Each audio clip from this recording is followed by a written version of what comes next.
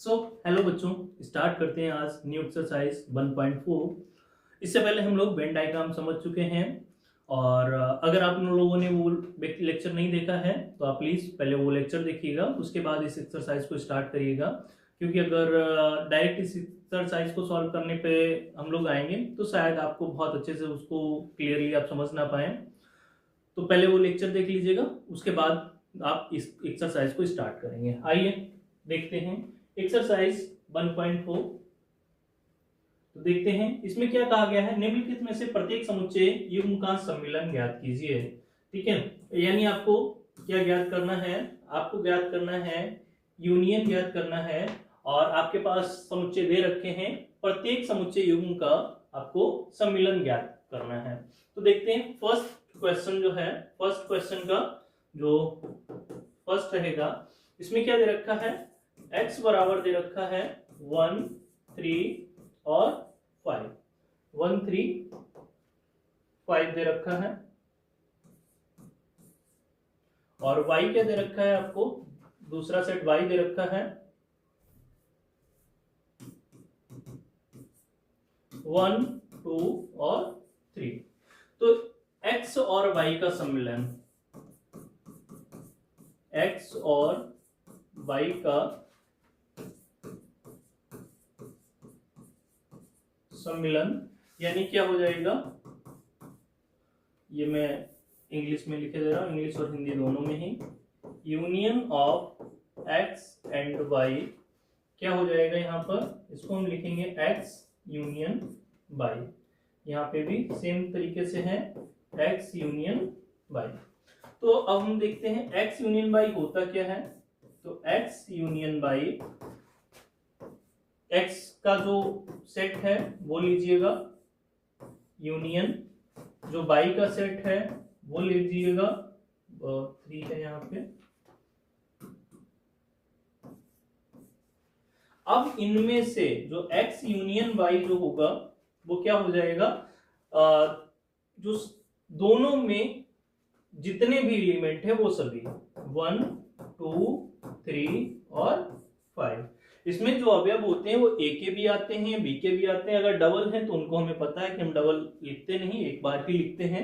तो यूनियन क्या है कि यहाँ पे हम लोगों ने देखा भी था कि अगर ए यूनियन बी है तो इसमें ये कैसे बनेगा, x such that x belongs to a और x belongs to b, कि जो यूनियन के अवयव है, जो सेट है, उसमें जितने भी अवयव आएंगे वो या तो ए के हैं या बी के हैं या फिर दोनों के हैं, उसमें कोई प्रॉब्लम नहीं है।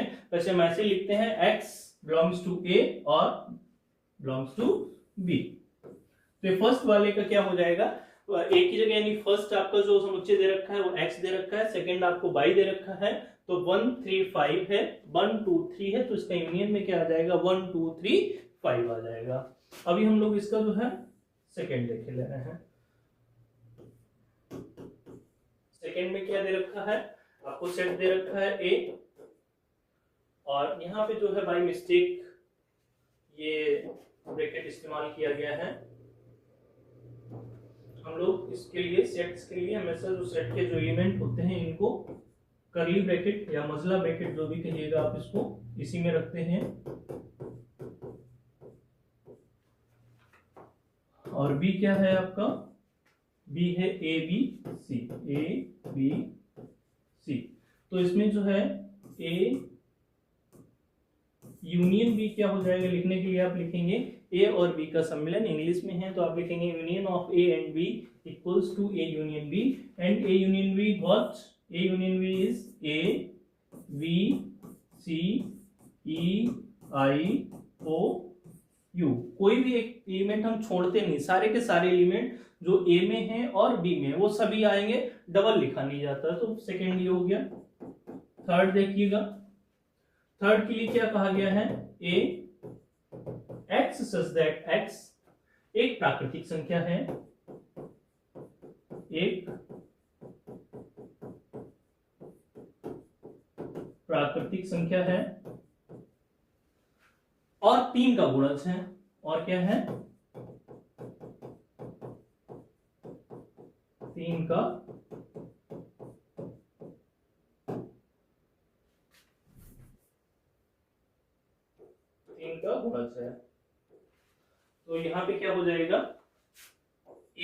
आपका बनेगा सेट जो बनेगा वो क्या बनेगा, एक प्राकृतिक संख्या और 3 का गुणज है। तो हमें देखना है कि 3 ऐसी कौन कौन सी संख्या है जो प्राकृतिक भी हैं और 3 का गुणज भी हैं। तो सबसे पहला तो आएगा 3, फिर आएगा 6, फिर क्या आएगा 9 आएगा, 12 आएगा और इस तरीके से चलता चला जाएगा। ये सेट ये हो गया। बी क्या दे रखा है, बी दे रखा है x such that x संख्या 6 से कम प्राकृतिक संख्या है,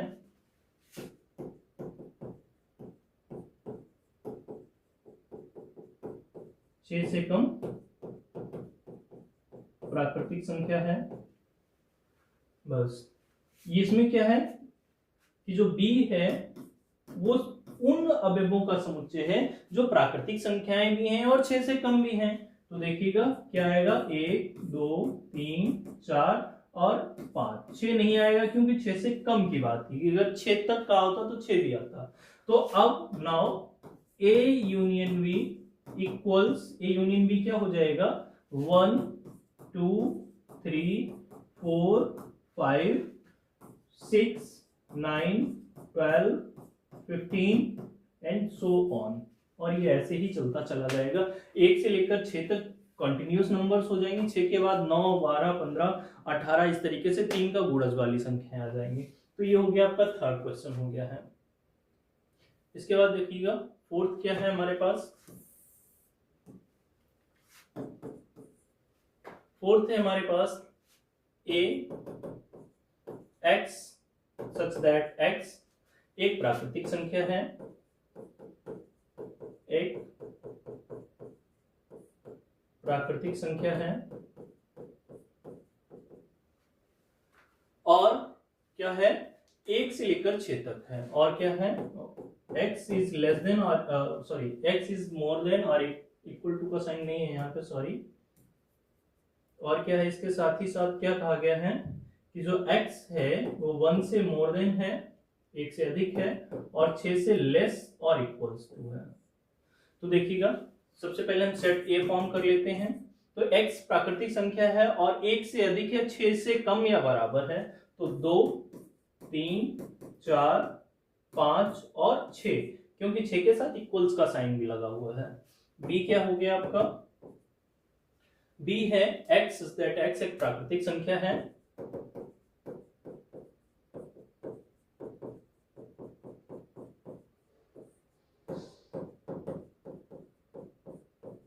प्राकृतिक संख्या है और क्या कहा गया है x is more than 6 less than 10, x is more than 6 और लेस देन 10। तो v क्या हो जाएगा आपके पास,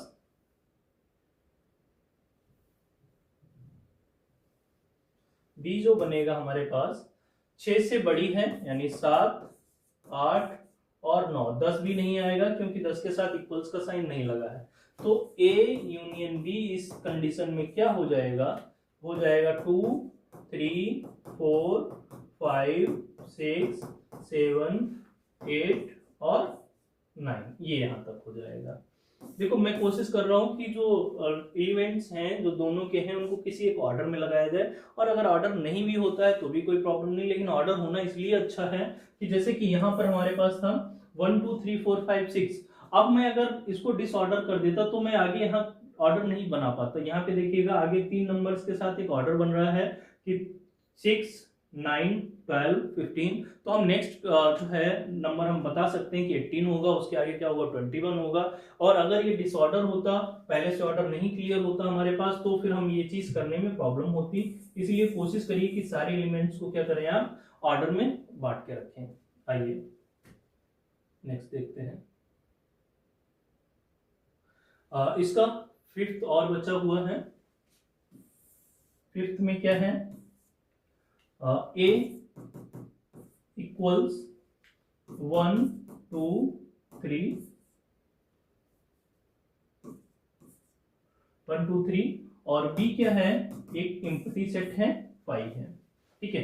तो क्या हो जाएगा A यूनियन B क्या होता है 1 2 3 यूनियन 5, और हमने एक प्रॉपर्टी सीखी थी कि अगर यूनियन के इसके साथ लिया जाए 5 के साथ लेते हैं, एम्प्टी सेट के साथ लेते हैं, तो वही जो सेट है वही उसका यूनियन हो जाता है।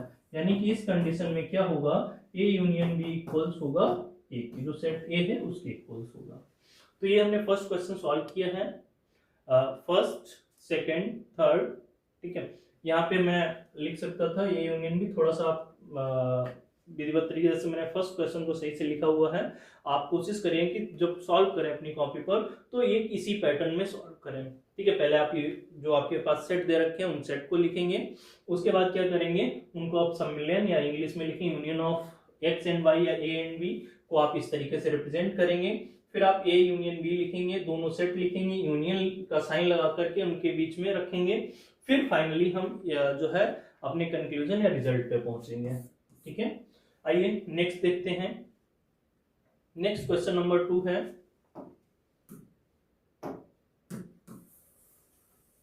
क्वेश्चन नंबर 2 में क्या कहा गया है, मान लीजिए कि सेट ए है, ए एंड बी, मतलब सेट ए जो है उसमें दो ही अवयव दे रखे हैं, ए और बी, और बी में दे रखा है ए बी सी। तो क्या A is the subset of B and this sign is of proper subset. ये क्या है, ये प्रॉपर सबसेट का है और ये क्या है, सबसेट का है, ठीक है। ये उपसमुच्चय को बताता है और ये उचित उपसमुच्चय बताता है। उचित उपसमुच्चय हम लोग पहले भी देख चुके हैं टाइप्स में। तो उचित उपसमुच्चय क्या होता है कि अगर कोई ऐसा सेट है जिसमें, जैसे कि कोई एक सेट ऐसे है, जैसे ए है 1 2 3 और बी क्या है आपके पास एग्जैक्ट 1 2 3 है, ठीक है। तो ये प्रॉपर, तो ये सबसेट तो होगा, A is the subset of B but not A is not the proper subset of B. Proper subset होने के लिए कंडीशन क्या होना चाहिए, सी क्या होना चाहिए, 1 2 3 एटलीस्ट 1 एक्स्ट्रा एलिमेंट होना चाहिए। तो A is the proper subset of C but not the proper subset of B, कि ए जो है वो सी का तो उचित उपसमुच्चय है परंतु बी का उचित उपसमुच्चय नहीं है। तो देखो बच्चों, ये वाला जो क्वेश्चन है उसको देख लेते हैं हम लोग।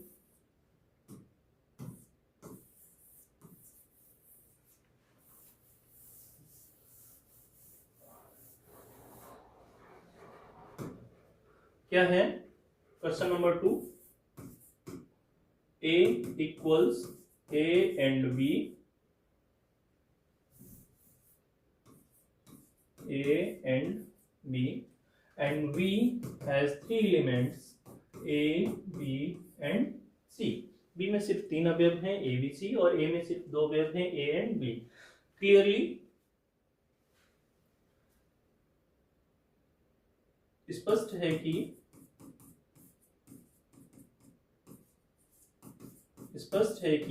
A is the subset of B, क्योंकि जो A belongs to A implies that A belongs to B, B belongs to A implies that B belongs to B, so अतः A is the subset of B, ठीक है। कि A के जो अवयव A और B हैं वो दोनों ही B में उपस्थित हैं, ठीक है। दोनों के दोनों अवयव क्या है, B में उपस्थित हैं, ठीक है। तो इसका मतलब क्या है कि A is the subset of B। और दूसरी चीज अभी हम और इसको देखने वाले हैं। अभी इसमें और क्या कहा गया है कि A यूनियन B। अच्छा, ये कंडीशन बड़ा इंपॉर्टेंट है कि अगर if A is the subset of B, this implies that,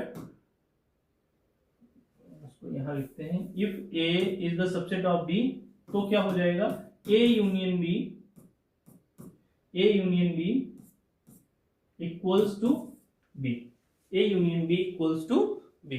तो आइए देखते हैं हम लोग क्या हो जाएगा कि A यूनियन B, तो A B union A B and C, तो क्या हो गया है, A यूनियन B इक्वल्स क्या हो गया, A B C, ठीक। A union B equals B, ठीक है। अतः स्पष्ट है, क्लियर है, hence this is clear that A is the subset of B। यहाँ पे A is the proper subset of B, यहाँ पे मुझे proper subset बोलना चाहिए क्योंकि मैंने अभी भी बताया ये साइन जो है ये क्या है, ये proper subset का है, ठीक है। क्यों proper subset क्यों हो रहा है, क्योंकि C इसको भी बताया जा रहे हैं साथ ही में। सॉरी, और C belongs to B but not to A। ठीक है, यहां तक अगर हमने किया था तो इसको हम ये लिखते हैं कि A is the subset of B। फिर इसके बाद हम यहां पे आएंगे और C belongs to B, कि B में एक ऐसा अवयव है, एटलीस्ट B में एक ऐसा अवयव है जो A में नहीं है, इसलिए अतः A is the proper subset of B। ठीक है, आपको कैसे यहां से यहां पे लिखना है, उसके बाद यहां पे स्टार्ट करना है। ठीक है, पहले यहां, फिर ये चीज, ये प्रॉपर्टी है।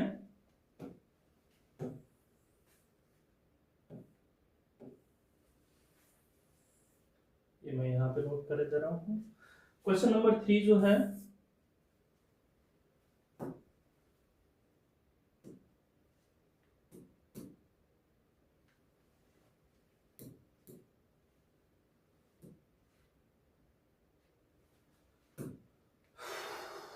क्वेश्चन नंबर 3 इधर की साइड में लिखे दे रहा हूं, ब्लैक पेन से सॉल्व कर देना। यदि A और B दो ऐसे समुच्चय हैं कि A is the proper subset of B, तो A यूनियन B क्या होगा? ये यही क्वेश्चन है, ये सेम यही क्वेश्चन है जो अभी अभी हमने किया है। ठीक है, A और B ऐसे दो समुच्चय हैं कि A is the subset of B।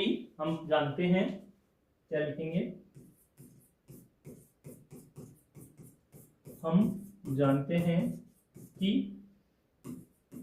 यदि A is the proper subset of B, A B का क्या है, उचित उपसमुच्चय है, तो A यूनियन B, ये union B equals to B, equals to B। Example के तौर पे अगर हम इसको बताना चाहें कि ऐसा क्यों होता है, तो हमने ले लिया A इक्वल्स 1 2 3 और B इक्वल्स ले लिया मैंने 1 2 3 4 और 5। तो क्या हो गया, यहां से A यू सबसेट B है। ठीक है, तब A यूनियन B फाइंड करूंगा मैं, तो क्या आएगा, 1 2 3 यूनियन 1 2 3 4 और 5।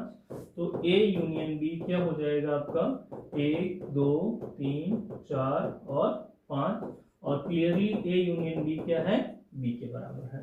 तो क्वेश्चन 3 हमने सॉल्व कर लिए हैं। आइए हम इसका क्वेश्चन 4 और 5 भी देखने की कोशिश करते हैं।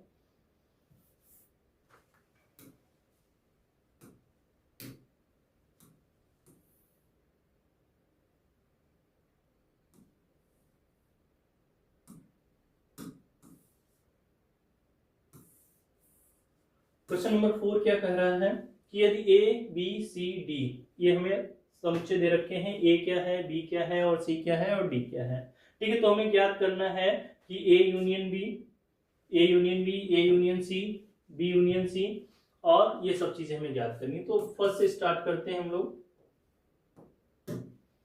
A यूनियन B, इसके लिए क्या हुआ, A सेट लेते हैं 1 2 3 4, यूनियन B के लिए लेते हैं 3 4 5 6।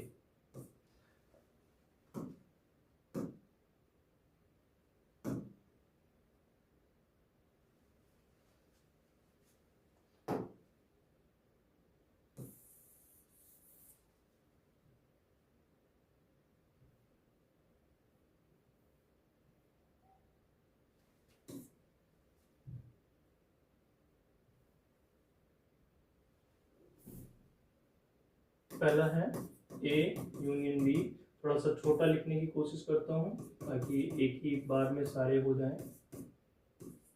यूनियन B क्या है, 3 4 5 और 6।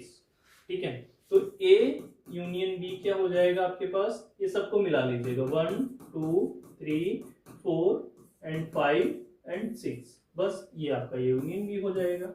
सेकेंड क्या है आपके पास, सेकेंड है A यूनियन C। तो सबसे पहले A 2 3 और 4 तक यूनियन सी क्या है आपके पास 5, 6, 7 और 8, तो ए यूनियन सी हो जाएगा आपके पास, ए यूनियन सी 1, 2, 3, 4, 5, 6, 7 और 8 कॉन्टिन्यूअस नंबर्स हो जाएंगे 1 to 8।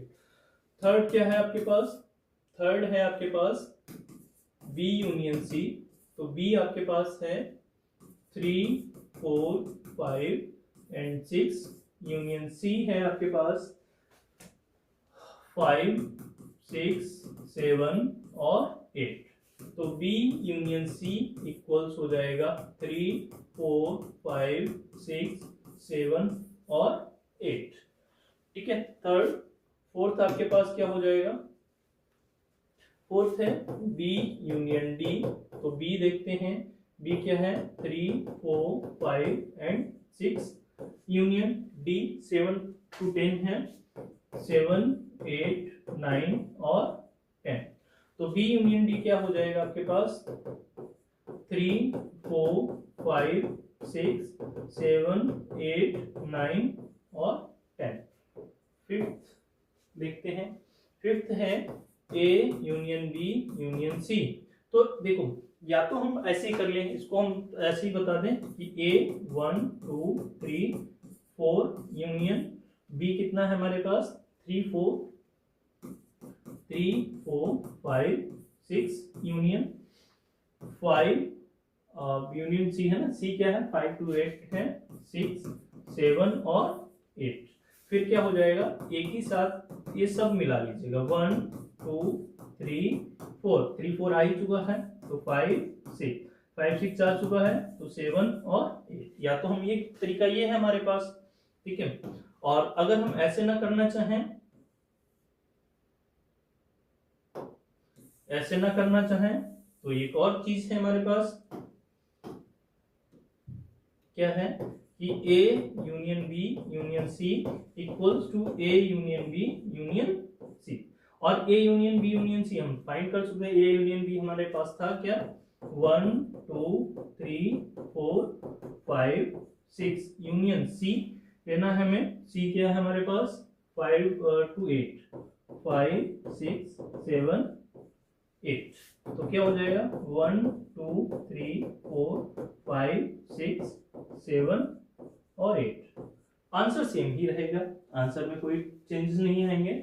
ऐसे ही सेम हम जो है 6 क्वेश्चन कर सकते हैं, A union B union D, तो इसको आप चाहें तो ऐसे फाइंड करें, या आप A यूनियन B फाइंड कर ही चुके हैं हम, उसके साथ D का यूनियन फाइंड कर लें, या फिर हमारे पास जो है B और D का यूनियन भी है, तो हम क्या करें और A union B union D find कर लें।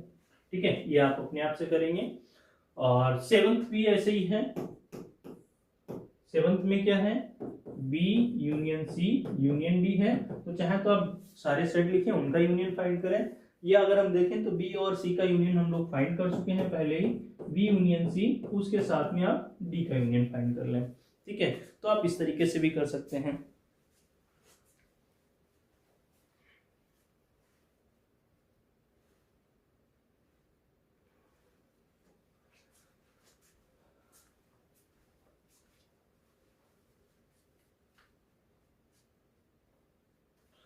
अब हमारे पास क्या है क्वेश्चन नंबर जो 5 है, 5 में क्या कहा गया है, 5 में कहा गया है क्वेश्चन नंबर फर्स्ट में दिए गए युग्म का सर्वनिष्ठ ज्ञात कीजिए। ठीक है, कॉमन फाइंड करना है, और क्या है फर्स्ट क्वेश्चन को ही, फर्स्ट क्वेश्चन में सबसे पहले क्या था हमारे पास यहाँ सम्मिलन ज्ञात करना था, अब ये इसमें क्या कह दिया गया है सर्वनिष्ठ यानी कॉमन, ये था यूनियन फाइंड करना था, और अभी क्या कर दिया गया है इसी का क्या फाइंड करना है कॉमन फाइंड करना है। ठीक है, तो आइए देखते हैं क्वेश्चन नंबर 5 को स्टार्ट करते हैं। 5 का जो फर्स्ट पार्ट हो जाएगा वो x क्या हो जाएगा 1, 3, 5,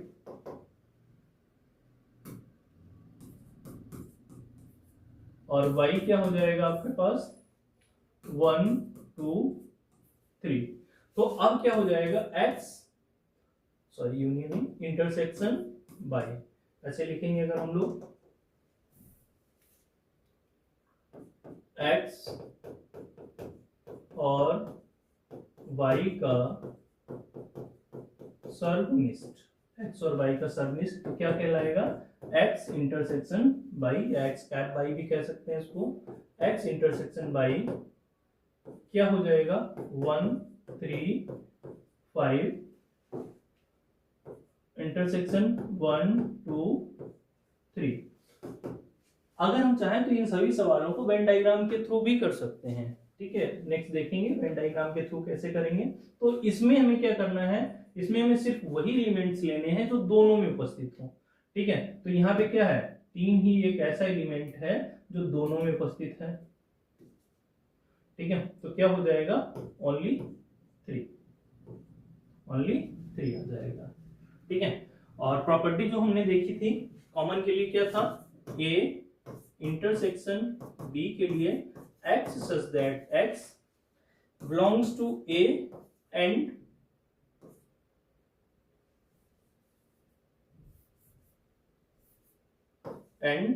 x belongs to B, ठीक है। इसको एंड कहते हैं कि जो एलिमेंट है इंटरसेक्शन में वो वही एलिमेंट लिए जाएंगे जो A में भी हो और B में भी हो। ऐसे हम इसका सेकंड देख लेते हैं। सेकंड क्या है हमारे पास, A दे रखा है A E I O और U, ठीक है। और B क्या दे रखा है हमें, B दे रखा है हमें A B और C। तो इसमें A इंटरसेक्शन B क्या हो जाएगा, ऐसा एलिमेंट देखो जो दोनों में उपस्थित हो। तो A एकमात्र ऐसा एलिमेंट है जो दोनों में कॉमन है। तो सेकंड हो गया। अभी इसके बाद में थर्ड अगर हम देखें तो थर्ड क्या है, अभी अभी हमने देखा था A क्या बनेगा कि प्राकृतिक संख्या है और 3 का गुणज है। तो क्या था 3 6 9 12 15 और इस तरीके से आगे भी गया था। B क्या था हमारे पास, B जो था वो 6 से कम प्राकृतिक संख्या है। तो 1 2 3 4 और 5 तक था, 6 से कम की बात है, फिर से ध्यान रखेंगे। तो इसमें क्या हो जाएगा, A इंटरसेक्शन B हमें सिर्फ वही एलिमेंट लेने हैं जो दोनों में कॉमन हो। तो इसमें क्या आएगा 3। फोर्थ वाले में A एक प्राकृतिक संख्या है। तो A हमने क्या लिया था, प्राकृतिक संख्या है और 1 से बड़ी है 6 से कम है। तो इसमें आया था 2 3 4 5 और 6 तक, क्योंकि 6 के साथ इक्वल्स का साइन लगा हुआ था। B क्या था हमारे पास, B था एक प्राकृतिक संख्या है और 6 से क्या है 10 तक के बीच में है। B क्या है 6 से 10 तक के बीच में है, यानी कि ना तो 6 है ना ही 10 है। तो 7 8 9 यहां तक आया था। तो A इंटरसेक्शन B, इसमें देखिएगा क्या क्या चीज कॉमन आ रही, तो इसमें कुछ भी कॉमन नहीं है। तो इसका मतलब है इसको हम इस तरीके से लिख देंगे या फिर 5 लिख देंगे इसको 5, ठीक है। फिफ्थ वाला देखिएगा क्या है, A 1 2 3 और B इक्वल्स 5, B इक्वल्स 5। तो क्या हो जाएगा A इंटरसेक्शन B 1 2 3 इंटरसेक्शन 5। तो 5 के साथ इंटरसेक्शन हमेशा ही 5 होता है।